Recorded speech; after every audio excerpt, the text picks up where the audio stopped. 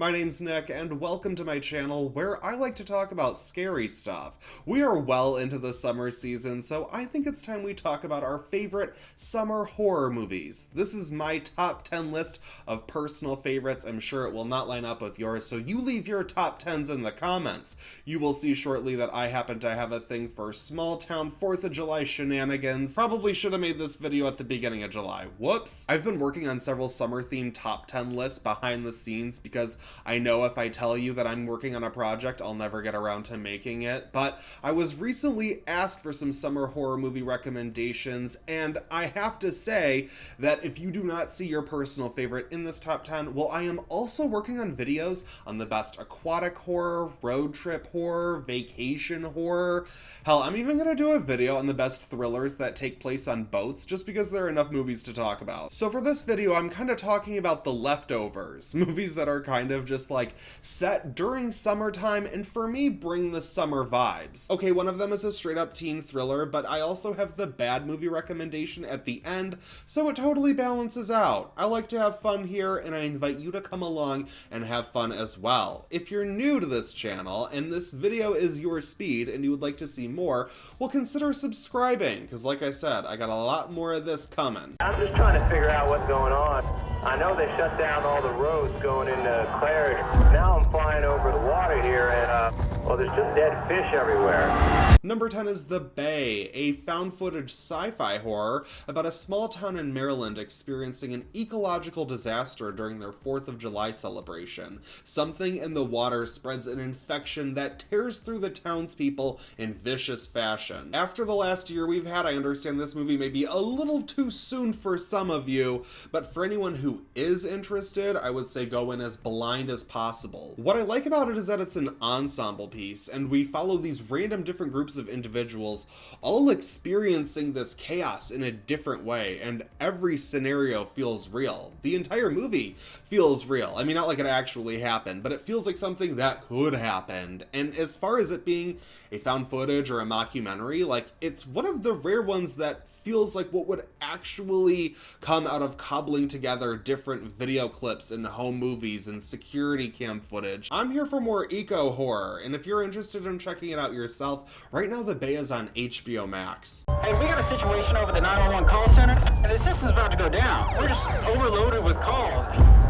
Stephanie, you're not answering your phone. I do not want you to get off that boat. Number 9 is The Prowler. Who loves an 80s slasher? I love an 80s slasher. A group of college students are putting on a graduation dance for the first time in many years after a double murder rocked their community. Unfortunately for them, the killer is back and looking to take the body count to double digits. The Prowler is very similar to My Bloody Valentine, not just in terms of its plot, but I would argue that it's up there as one of the best original classic 80s slashers, and it has everything I love. We have great effects work from the legend Tom Savini. There's a fun campus setting. We have a decent final girl. There's a creepy killer who I totally would have watched a sequel for, and there's a pretty good kill in a pool, which is all the summer horror fun I'm here for. And if you're looking to watch The Prowler yourself, right now it's on Tubi. They never found out who did it.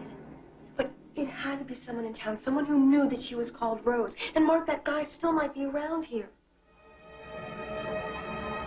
Number 8 is The Lost, an independent horror crime drama based on a novel by Jack Ketchum, and it's the story of Ray Pye, a fragile man who gets away with murdering 2 women after convincing a couple of friends to help him cover up his crimes.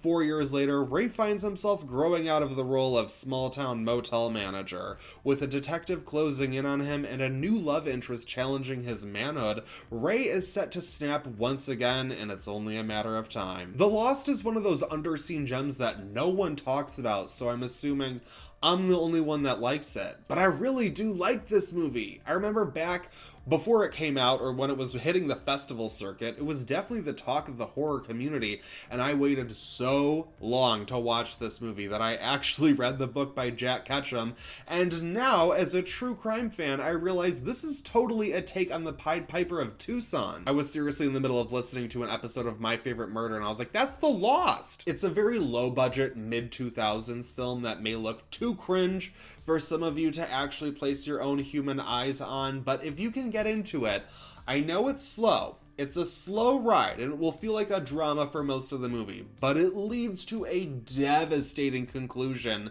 that I could only recommend to horror fans. I think this is an underseen gem that I would like to hear a lot more people talking about. It isn't conveniently streaming anywhere, but you can rent it on Amazon Prime for like $4. I think it's worth it, but I'm not gonna give you your $4 back, okay? I'm a good girl. Some of these women are animals. You want to play a little game? What kind of game? I'll ask you a question. You have to answer it completely and truthfully, no bullshit. What's the worst thing you've ever done? Number 7 is Burnt Offerings, a haunted house horror drama based on a novel by Robert Marasco.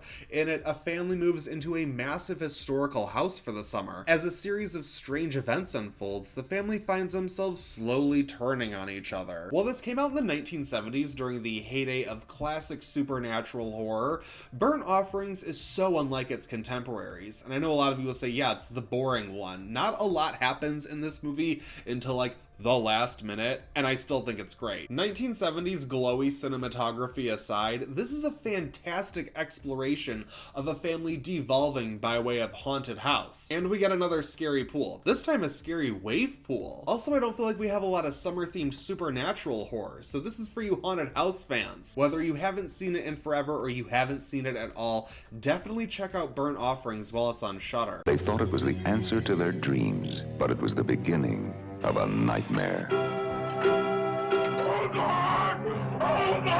In this old house, up this staircase, behind this locked door, something lives, something strange, something powerful. Number 6 is Disturbia. This is the one that you're just gonna have to give to me because damn is it a good time. Shia LaBeouf stars as a teenager under house arrest for the summer. When he witnesses a neighbor murder someone, he sets out to prove the truth, putting his friends and family in danger. Yes, Disturbia is both a ripoff of Rear Window and also a generic PG-13 thriller from the 2000s, but I'd argue that it injects some fun into the premise, and I want some fun in my summer horror. While it does play out like a teen comedy for the first hour or so, once it shifts into full-on serial killer territory, it is a blast. Feel free to disagree with me, but if you're looking to take a trip to Disturbia yourself, you can find it right now on HBO Max. Hi. Anything interesting out here? Mrs. Pilch. Every Thursday, she goes to the country club. Cue Mr. Pilch coming back from work. There's a maid. Oh, gnarly. Where's the coffee and donuts? You can't have a stakeout without coffee and donuts. Number 5 is The Last House on the Left, a remake of Wes Craven's 1970s Grindhouse film, follows a family on a lakeside getaway when teen girl Mary becomes ensnared by a sinister gang of merciless killers who are passing through town. What begins as a harrowing journey of survival turns into an all-out fight to the death as Mary's parents step up to protect their daughter. I know this is a controversial pick, so let's talk about it. If you don't already know, this would be considered, I guess, a rape revenge film. And I can see the arguments from both sides personally. While I do think this movie does a lot in righting the wrongs of the original, like let's talk about what happened to Mary in the original, I like that they do fix some things with this one, but I can also understand why some would think they don't need to have that type of content in it at all. On one hand, this movie does focus on villains who are the most vile people on earth, so it does kind of make sense that they would go there, and at the same time, you could have removed that scene and the movie would probably play just the same. So I understand both sides of the argument. If it isn't for you, it isn't for you. Don't worry, I got a handful of other picks for you to watch instead. But for me, I would say this movie definitely captures the summer vibes that I'm looking for. Like, let's just go to the lake house for the weekend. I mean, I've never had a lake house, but I've had some rich friends with lake houses, and they are fun. While The Last House on the Left does have its problematic elements, at the very least, I would say it's definitely worth discussing. I saw a house back there.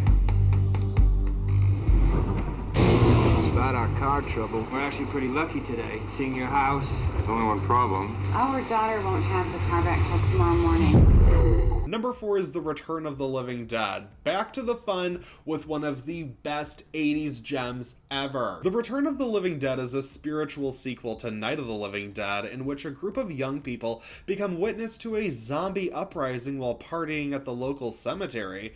That sounds batshit crazy enough, but the fun that follows will have you glued to your screen until the stunning conclusion. As I was doing my digging for this video, I saw that this movie does in fact take place on July 3rd leading into July 4th, and anyone who's seen it knows that this movie does end with quite the fireworks display. I thought it was so cool for like figuring out this information as if I'd like cracked some kind of code, and then July 3rd rolled around and everyone was like, it's Return of the Living Dead Day, Return of the Living Dead Day. It was like October 3rd, but instead of Mean Girls memes, we got zombie memes. I'll admit, on first watch, I really didn't care for this movie. I found the ending to be way too nihilistic and upsetting, but it's certainly grown on me. This movie definitely pairs well with, you know. And honestly, I have so much fun with this movie, I have no problem admitting I give it a 5 out of 5. It is so its own thing, in my opinion. And if you haven't seen The Return of the Living Dead yourself, well,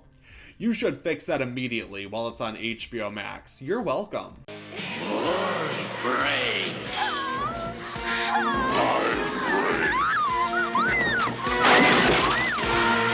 Number 3 is It, Chapter 1. The first half of an adaptation of Stephen King's epic horror novel is about the Losers Club, a group of preteen outcasts in a small town in Maine. Over the course of one summer, their wits are put to the test as the evil Pennywise the Clown terrorizes them with their own fears. What do I even need to say about this movie? It is perfect for this list. It is pure small town Stephen King Maine vibes, and I love it. It's a very simple but compelling horror story about these kids facing their fears and growing up in the process. And I think it perfectly evokes that feeling of being scared as a kid, that feeling that I think a lot of us horror fans are chasing. Speaking of being scared as a kid, they have It Chapter 1 on HBO Max, along with the It miniseries that scarred me for life before I even saw it.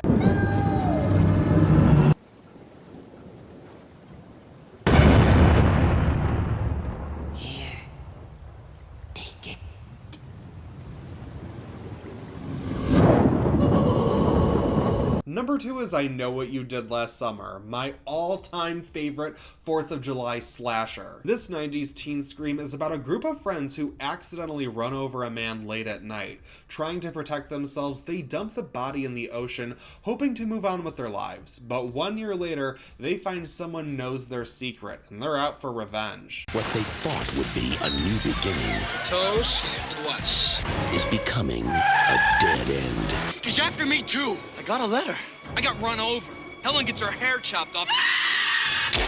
Julie gets a body in a trunk and you get a letter? That's balance. I love I Know What You Did Last Summer so much. I love it so much. I made a 25-minute long video, the longest video I've ever made, on how much I love this movie and how it helped me become a horror fan and started my horror-loving journey. If you're looking for an in-depth video from me, then I suggest you check that out. For the sake of this video, I will say that I Know What You Did Last Summer has the perfect summer vibes. I mean, it's in the title, but in this movie we get a 4th of July parade and like a beauty pageant, and people are wearing like crab hats and shit. It's adorable. We've got the hot young cast, a creepy killer, and I personally enjoy the mystery aspect that keeps the plot moving up until the climactic killing spree. Right now, I Know What You Did Last Summer is on HBO Max, but it's set to move to Hulu. I don't know, no promises. For the last year, 4 friends have kept a secret, but not all secrets stay buried. Someone knows. I know what you did last summer. Ooh.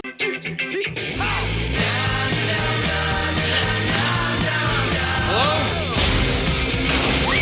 Number 1 is the Texas Chainsaw Massacre, and yes, this is easily the ultimate summer horror movie. A group of friends driving across Texas stop off at an old family house where they are lured one by one to a neighbor's, where a cannibalistic family turns them into roadside barbecue. This is another 5 out of 5 horror film from me, and I really need to make a video on perfect horror films, in my opinion, but While Texas Chainsaw Massacre is very simple and specific, it does its thing in such a unique and disturbing way, it is like impossible to scrub from your brain. It's one of the earlier movies that I at least credit in building the slasher subgenre, yet it also feels like its own thing entirely. And as far as the summer vibes, oh my god, this whole movie is sweaty and gritty and grimy. This movie is set obviously in Texas during August, and I've never even been to Texas, let alone in the summer, yet this movie makes me feel like I have. Like, the heat seems to just be radiating off the screen. This movie is honestly like a fucking experience. The idea of being terrorized under these conditions is just like the ultimate nightmare, and I love the daylight horror too. Texas Chainsaw Massacre, it really is a 5 out of 5. Right now it's streaming on both Shudder and Tubi, and honestly, you could also throw in the rest of the Texas Chainsaw Massacre movies because they all feel like summer. I definitely recommend the remake and the prequel to the remake. Those are both streaming on HBO Max, along with everything else in the world, and also Texas Chainsaw 3D is one of my favorite worst horror movies ever, and that's over on Peacock. Even if one of them survives, what will be left? The Texas Chainsaw Massacre. After you stop screaming, you'll start talking about it.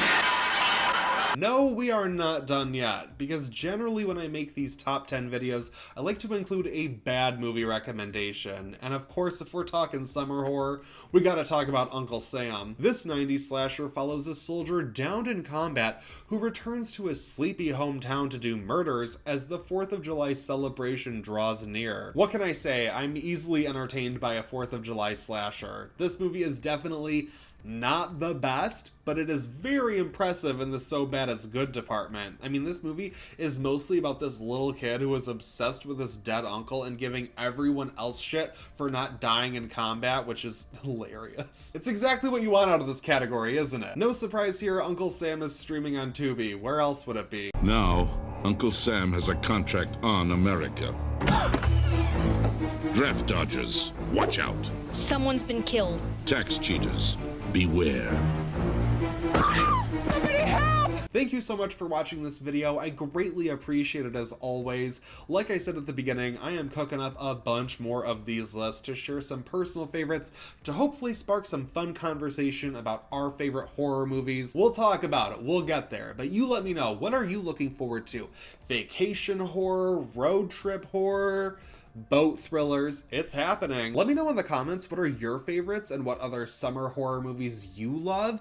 I like to talk about horror movies, you like to talk about horror movies. Let's do some talking about horror movies together. What do you say? You can also find me on Instagram and Letterboxd for more movie recommendations. That's it for this video, but I won't stop you from watching another.